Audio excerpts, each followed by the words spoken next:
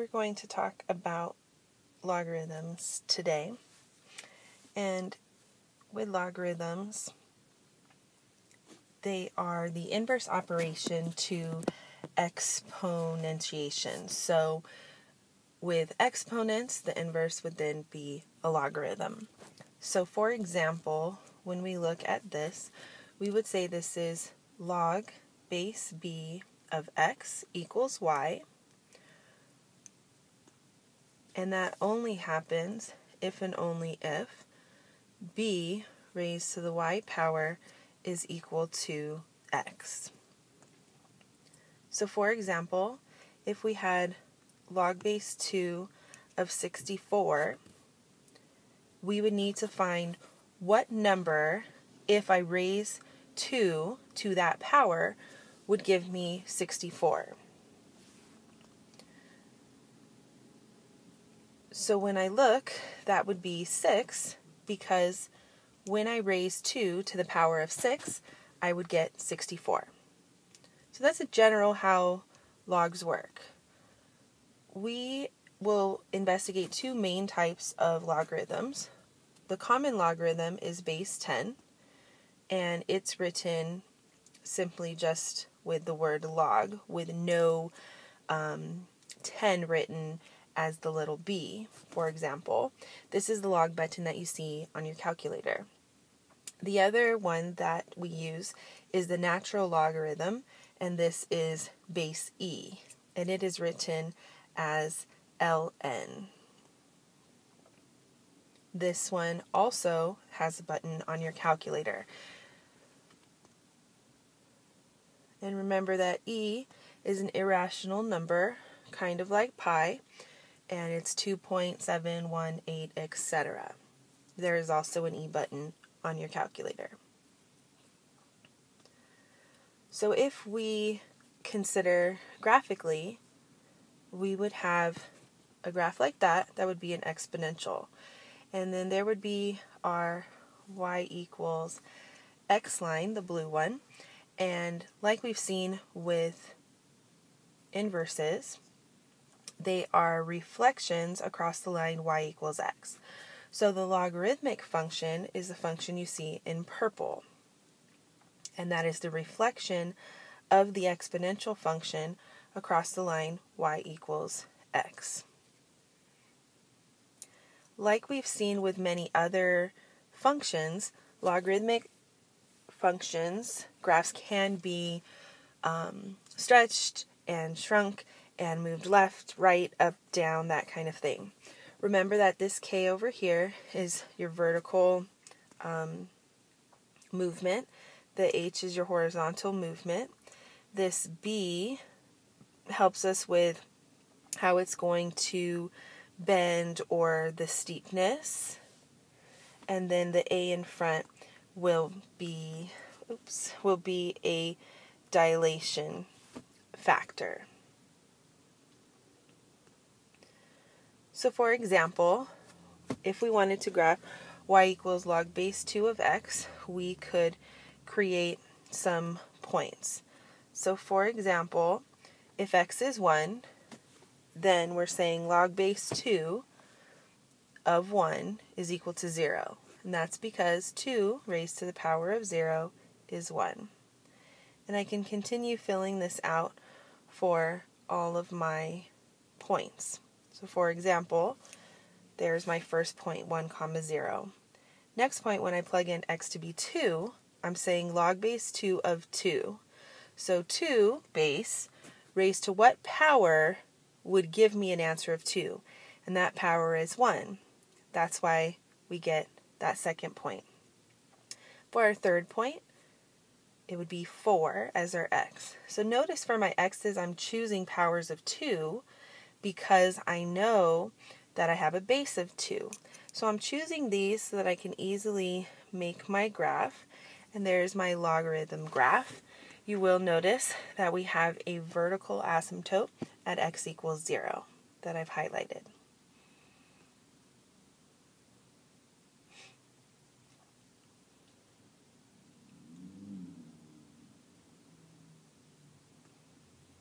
Here's another example.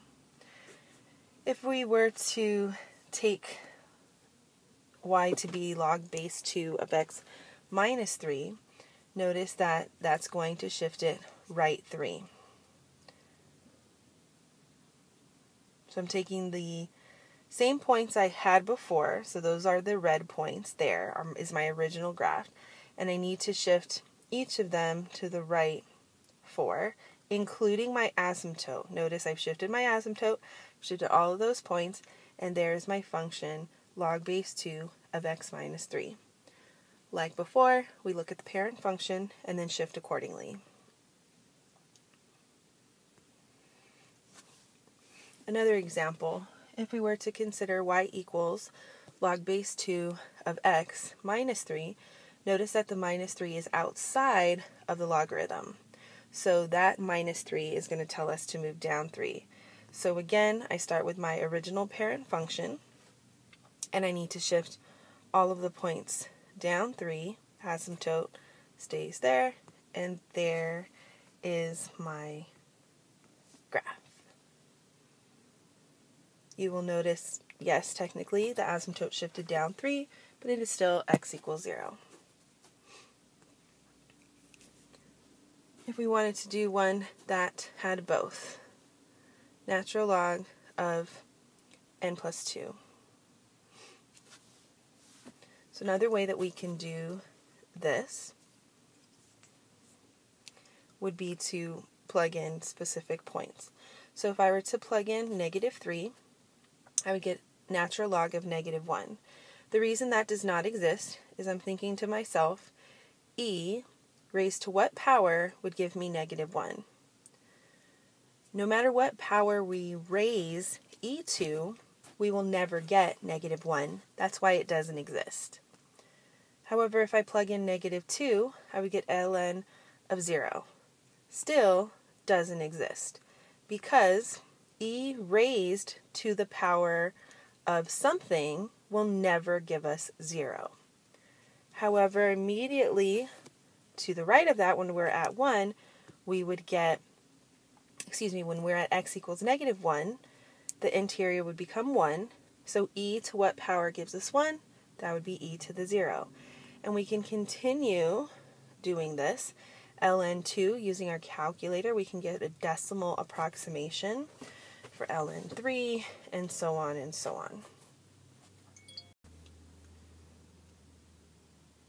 So if I were to graph my points, they would be roughly like that.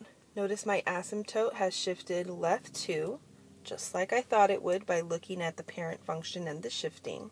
And the points that I've gotten correspond with that same idea of taking a parent function and shifting it.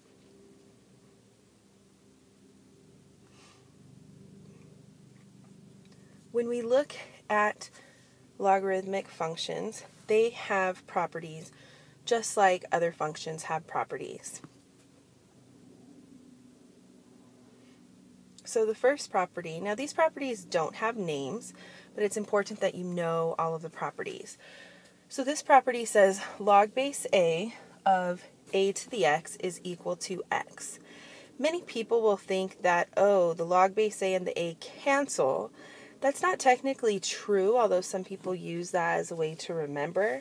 If you think about it, if we look at the definition, right, it's saying a raised to the power of what would give me a to the x. And that's where the x is coming from. The second property says that if you have a raised to the power of log base a of x, that you get back x. Kind of like number 1, people will consider it like a cancellation. However, that's not the case.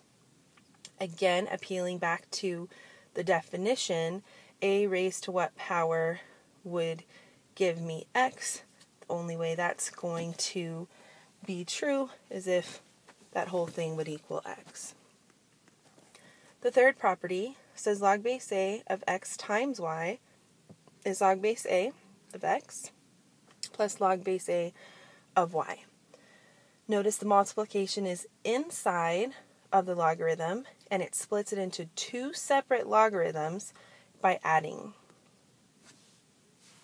The fourth property is log base a of x divided by y. That becomes log base a of x minus log base a of y.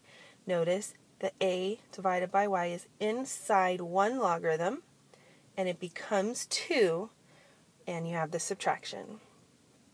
The fifth one is log base a of x raised to the power of n is equal to n times log base a of x. It's important to note that the exponent n is only on the x. It is not on the entire logarithm. It is only on the x. We can bring that out in front. These properties are going to allow us to do a lot of algebraic steps and later on help us in calculus. I'm going to write down some not properties because although we have these really cool properties, there's a lot of times people try to make up their own properties that don't really work. So I feel like they need a mention. So if we have log base anything, or log base 10, because I didn't put a base, of x plus y, that's nothing. You can't separate that because inside of the logarithm, it is x plus y. Another non-property is x minus y. Also, if I had log x times log y, can't do anything with that. That is not any of our properties. Same thing with log x divided by log y. These are different than what you see up top at 3 and 4. In 3, the multiplication is inside of the logarithm, and 4, the division is inside a single logarithm. And like I mentioned on number 5, if the power is being raised on the whole logarithm, you cannot bring the exponent down. Again, not properties. Do not try to use these, or do not try to use the properties in these situations.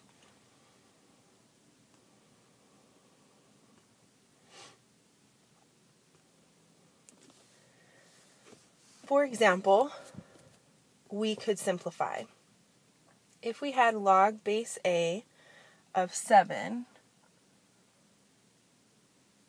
log base 7 of 7 squared, and e to the ln of x plus 1. So looking at a, since those both are 7, base of 7 and base of the exponent of 7, then I know by the property that my answer would be 2.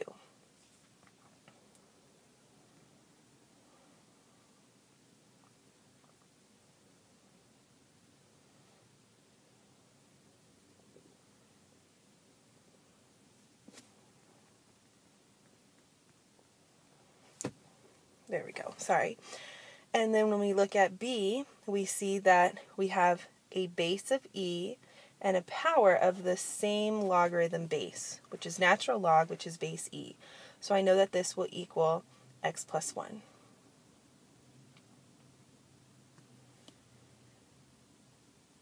So here is another example. One of the common ways that we see the use of properties is to rewrite logarithms. So we're going to use the properties to rewrite each expression as a sum, difference, or multiple of logarithms. Sometimes we'll talk about it as expanding the logarithm. So we're going to take one logarithm or logarithmic expression. Sorry.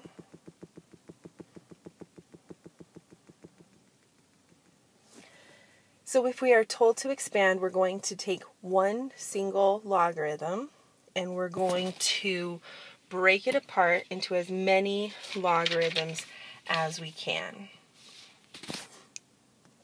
So here are a few examples. So a is log of 2/5. B is natural log of the cube root of x plus 2. C is the natural log of x over 5y. And D is the regular log, of x times x plus 1 squared quantity. So if we look just at A, let me rewrite the problem. I know because I have that division inside one logarithm, I can write this as two separate logarithms if I use subtraction. So that is my answer. Pretty simple way to break it apart. Part B has natural log of the cube root of x plus 2. First, I'm going to rewrite my radical as a fractional exponent, which would be 1/3. And then I have a property that says if my interior is being raised to a power, then I can bring that power down and be left with this. This is my final answer because I do not have a property that lets me break up addition inside of a logarithm. If I look at part C, natural log of x over 5y. So that's natural log of x minus natural log of 5y. You'll notice that after I did that minus, I put the ln 5y in parentheses. I tend to do this with my subtractions just to make sure I don't make a sign error, because that quantity can be broken up as ln 5 plus ln y, because there's a multiplication inside that single logarithm. So truly, the final answer is ln x minus ln 5 minus ln y. Many people will forget that the ln y needs to be a negative, and that's why I have starred that. Let's go back to that. So your final answer here is the ln x minus ln 5 minus ln y. If we look at D, we have log of x plus 1 quantity squared. So I see the multiplication, so that means that I can break up the logarithm into 2 if I use addition. Then I see the exponent on the power of just what's inside, so I could bring it down. And that's my final answer. I cannot break this up anymore. I do not have a property that has something to break up addition inside of a logarithm.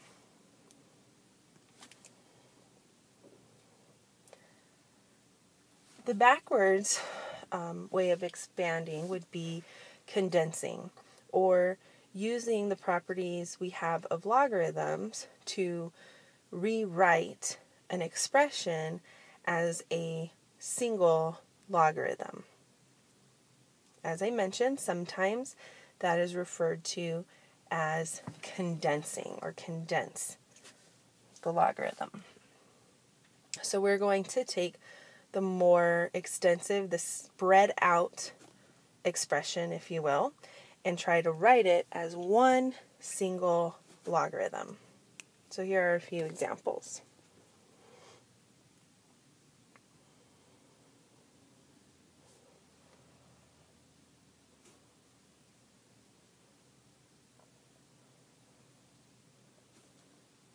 So if we take a look at A, we rewrite it here. I have 4 ln x plus 3 ln y. These powers here, these numbers in front of the ln's can be moved to the powers on the x and the power on the y. Since I see addition there, I know I can condense that into one logarithm by multiplying. And that is my final answer. Taking a look at B, rewrite that here. First, we're going to see the powers again, and we know that we can bring those back up as exponents on what's inside of the logarithm. Then I see that minus. That minus there tells me I can take this, condense it into one logarithm by dividing. And that's my final answer.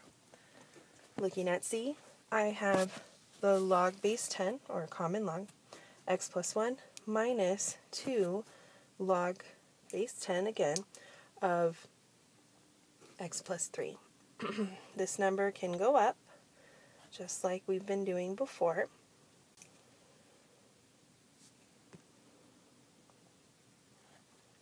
And then notice the minus there will let us condense it to 1 logarithm. And that's my final answer.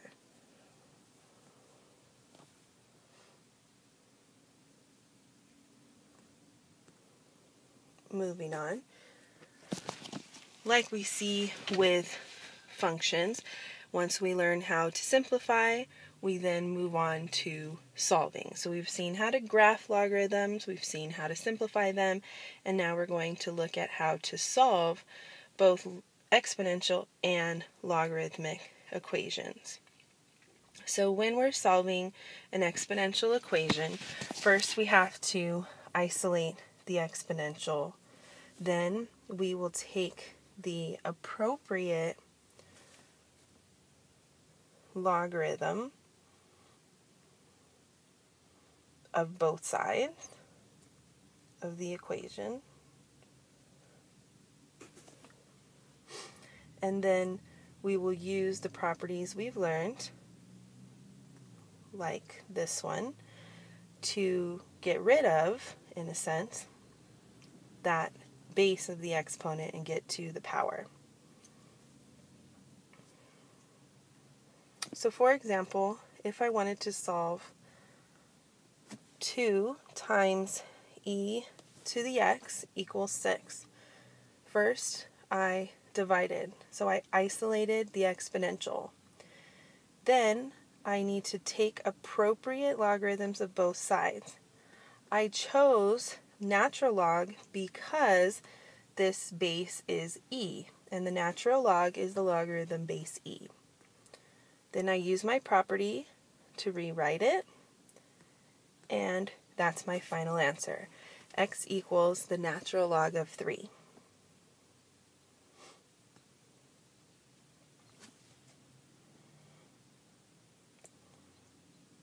So we can also look specifically at how to solve logarithmic functions. It's going to be very similar. We're going to isolate the logarithm, then we'll exponentiate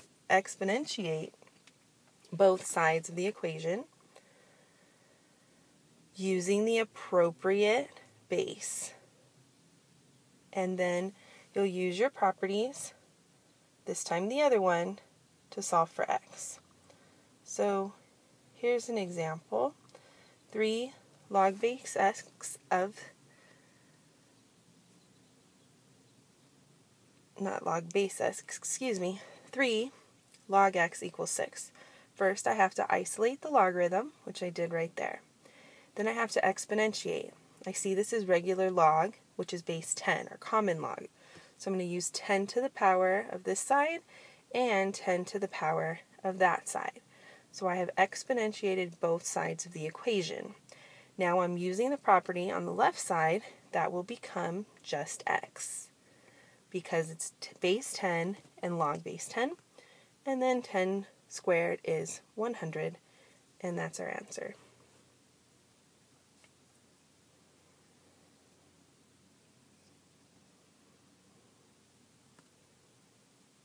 So here are some more examples.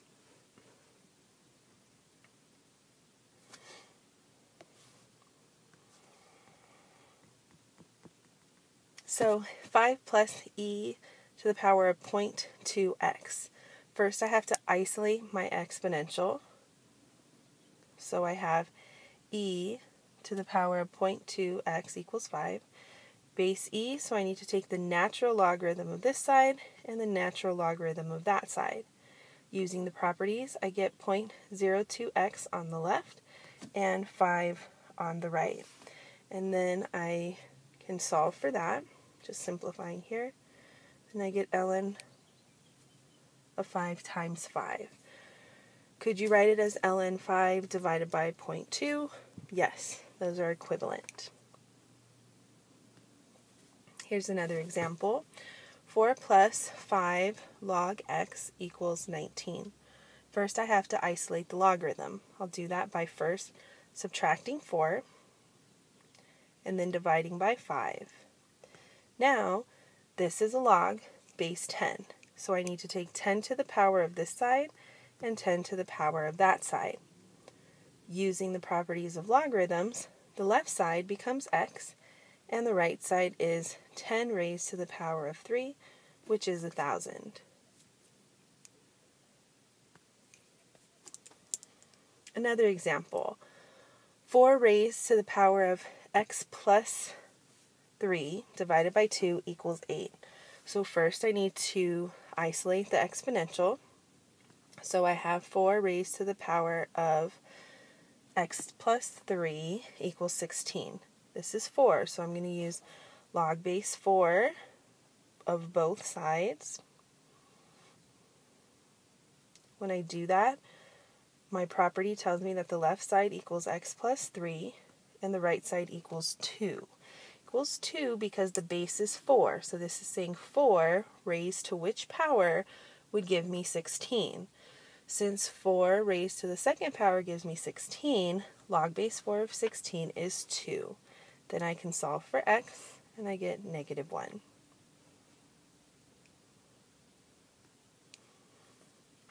Another example, 2 raised to the power of x equals 10. So since that is base 2, I can take log base 2 of both sides.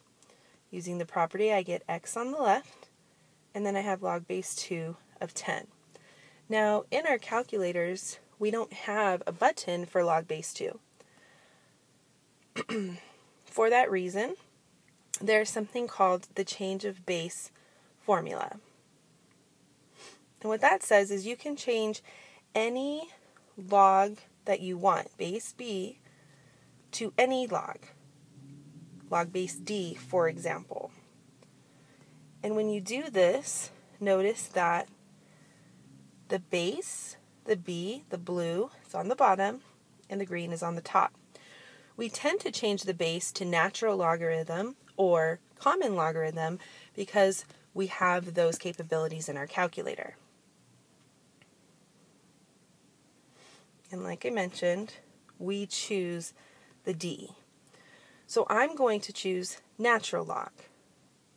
So since that was 10, 10 goes on top, divided by natural log, base of 2, so 2 goes right there.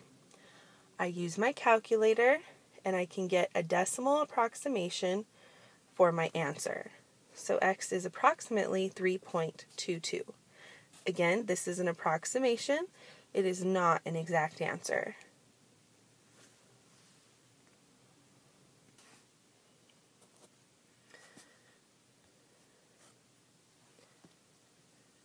The last way that we look at logarithms and exponential functions is through applications. The first application is compound interest. So anytime you see the phrase about money being compounded continuously, that tells you that you're going to use a formula that looks similar to this, where P is your initial amount, R is your rate as a decimal, T is the time, and A is the end or later or future amount.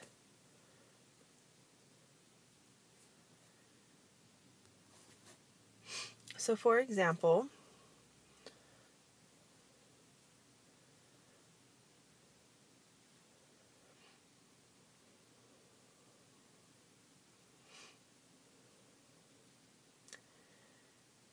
let's get this here.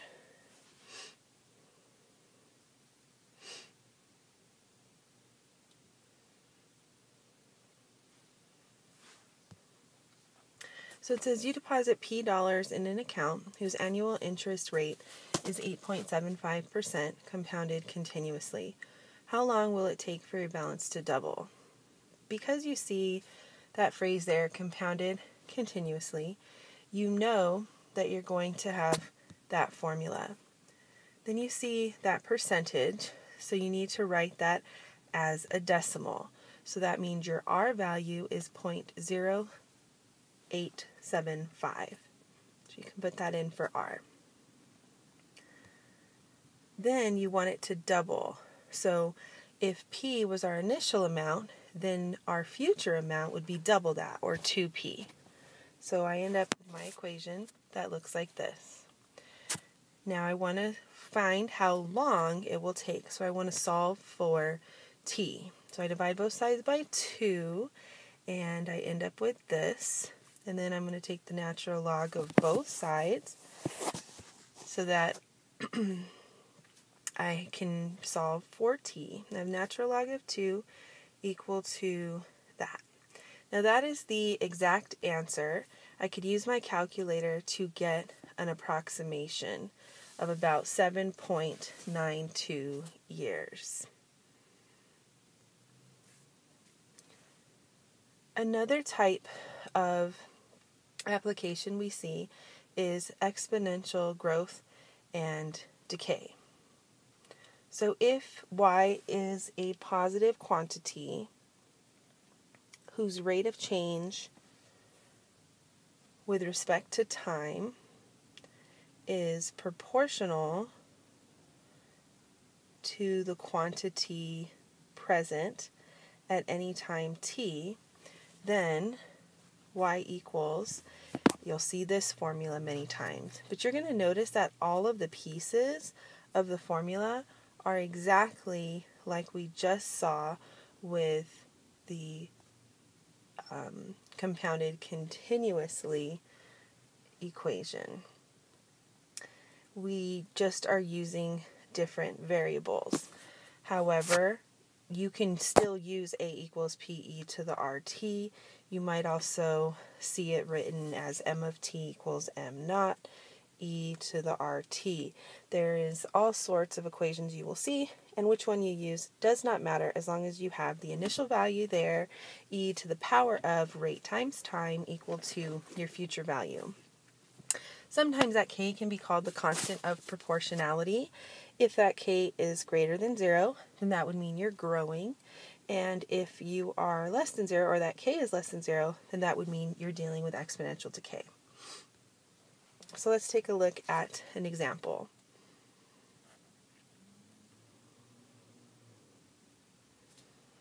So a sample contains 1 gram of radium, and it says the half-life of radium is 1,599 years.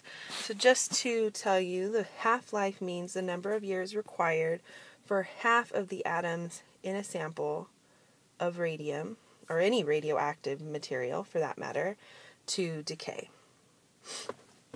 So I want to find a model for the amount of radium remaining after t years. So I start with my original equation. You'll notice that I'm using A equals PE to the RT, and that's just a comfort thing. Again, you could use any of them that I mentioned on the previous slide. Since I know that there is let me go back a little bit, sorry.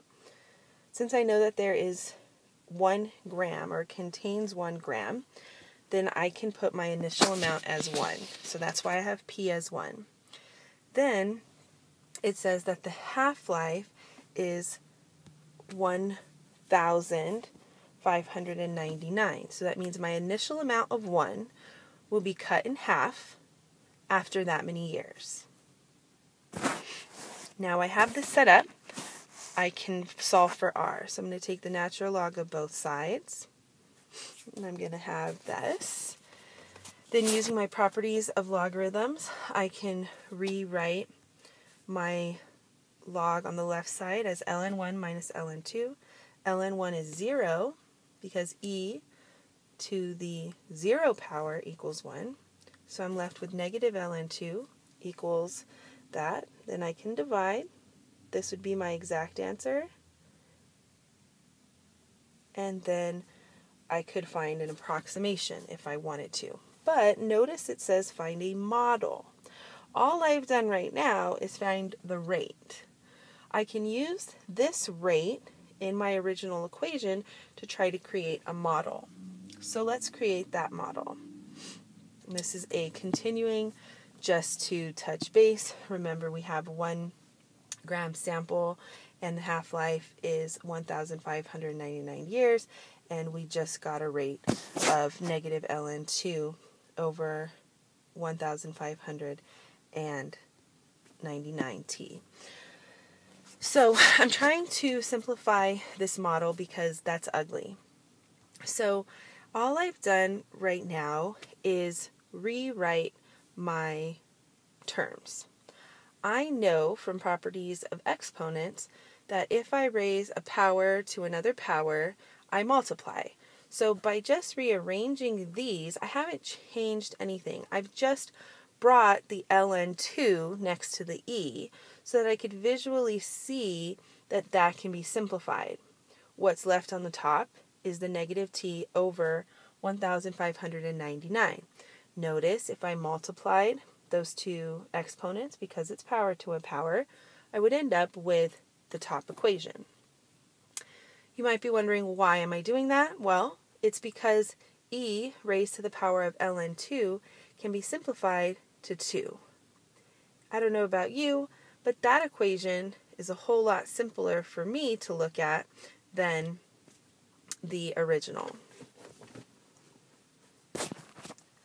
So same scenario, we can answer more questions, like how much radium will remain after 1,000 years? So I'm going to take my equation here, and I'm going to plug in 1,000, and I get a decimal, and I want to make sure I include my units, grams.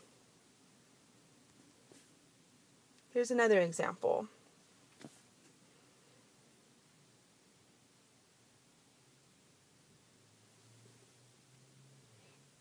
The half-life of cesium-137 is 30 years. Suppose we have a 100 milligram sample.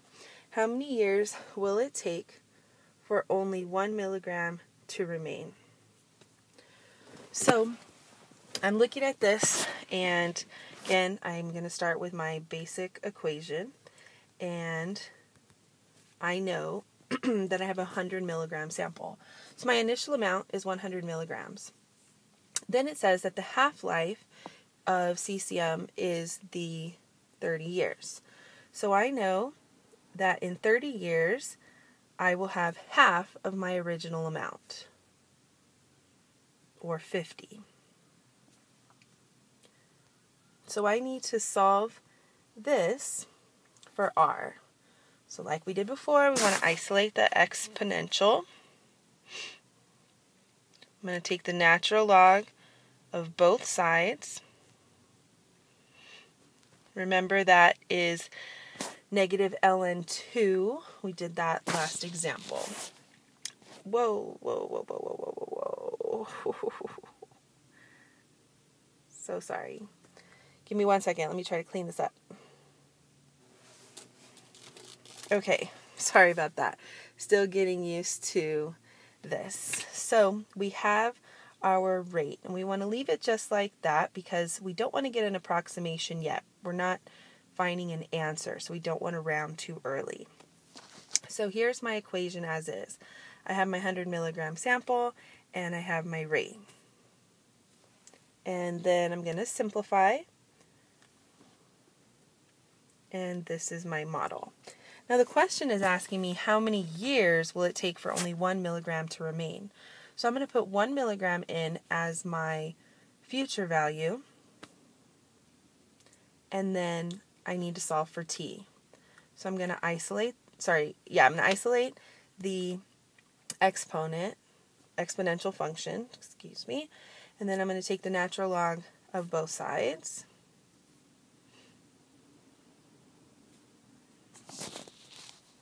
And then I'm simplifying here. And then I'm going to solve for t. This would be the exact answer for t. And then here's an approximation for t. I don't want to forget my units. Now, just a little comment here. At this step that I've just put the arrow over in red, you didn't have to take the natural log of both sides. If you saw that it was base 2, you might have said, well, I want to take the logarithm of base 2. You could totally do that as well. So if I start from that original equation there from the red, I could take log base 2 of both sides, and then I would be left with this.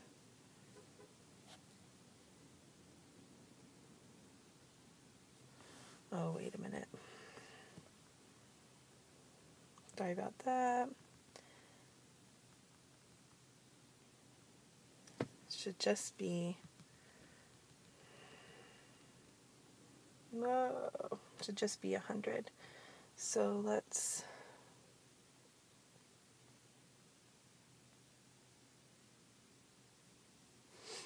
there we go.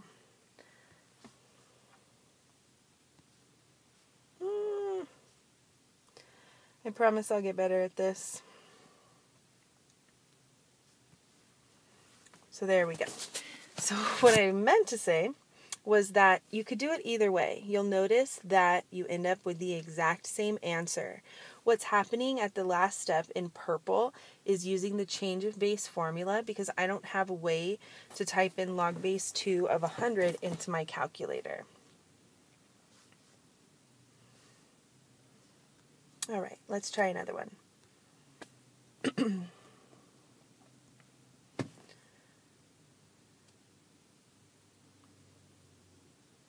So find the exponential growth model for a population of fruit flies for which there are 100 flies after 2 days and 400 flies after 4 days. So it says exponential growth, so I know I'm going to use my equation. Here I need to put my initial, which would be day 0, which I don't know. Here, remember, I need to put my rate. I know at day 2 I have 100, and at day 4 I have 400. So if I pretend that 100 is my initial, then after 2 days I am now 400. And I'm doing this just as an intermediate step to help me get R because I don't know my initial. I don't know what's happening at day 0. So I can solve this for R.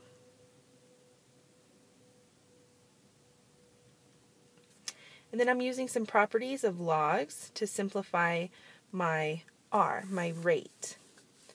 But yes, is it ln 4 divided by 2? Yes, but we've got to simplify it because ultimately it's going to be in an equation that we want to be in its simplest form. So I have my rate. So I can put this into my equation. Problem is, I still don't have P. But I can rewrite this that way.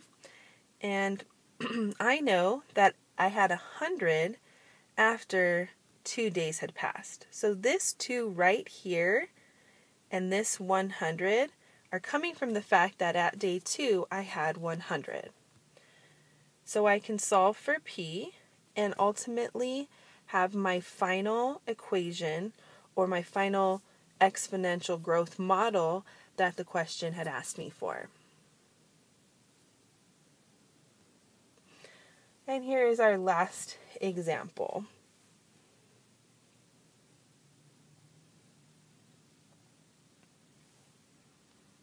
So 4 months after discontinuing advertising on national TV, a manufacturer notices that sales have dropped from 100,000 MP3 players per month to 80,000. Using an exponential pattern of decline, what will the sales be after another 4 months? So So I see exponential pattern of decline, so I know that I'm going to use this as my equation. It says that it dropped from 100,000, so I know my initial amount was 100,000 MP3 players.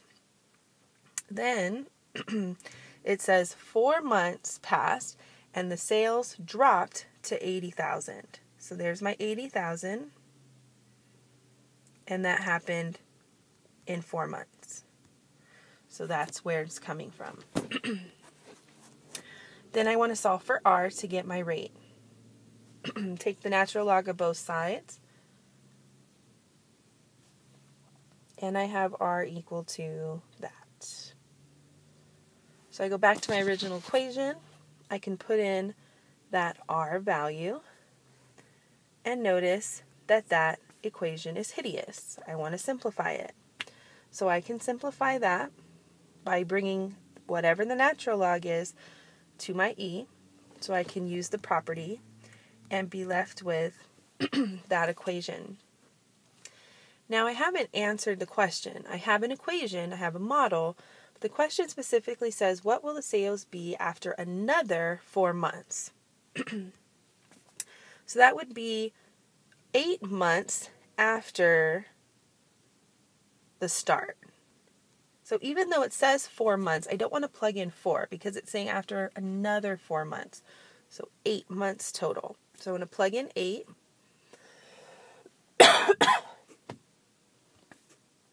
And I've got this. And there it is. I want to make sure I include my units.